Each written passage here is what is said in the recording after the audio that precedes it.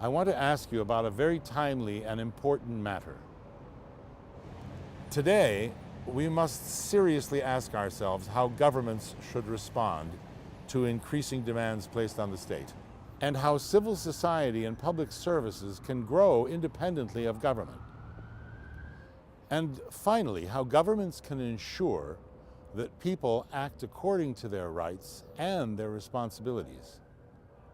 You see, here in Britain, we now have something called the big society. It's not new, actually. It's merely potentially an extension and an acknowledgement of community activity already flourishing all over the place. As you've just mentioned, as in the US, we have swinging cuts here, and some are claiming that the BS, as some of them may call it, is nothing but a ruse to get government projects carried out for free. On the other hand, some are stating that these projects are actually starting to work, that the big society will actually work, and not as a pure Tory, but as a cross-party initiative. Some journalists have even written that the big society model will be adopted by other countries in due course. Do you think that America could be one of them, and that both Republicans and Democrats could embrace it?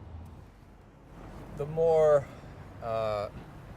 intelligent conservatives and liberals might be able to embrace it, at least in principle, it seems to me. What you're really talking about is revivifying civil society and teaching people how to take care of themselves again.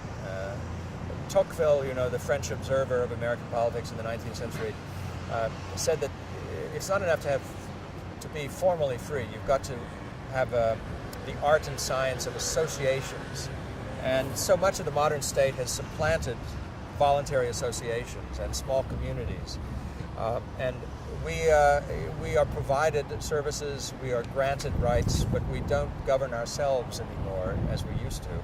And so I'm very sympathetic to the goal of the big society to revive private life and also civic life at the local government level and the county level. We could certainly learn, I think, some things from that initiative in America, although we have had discussions of similar things among American conservatives and even among centrist liberals for at least a generation in America.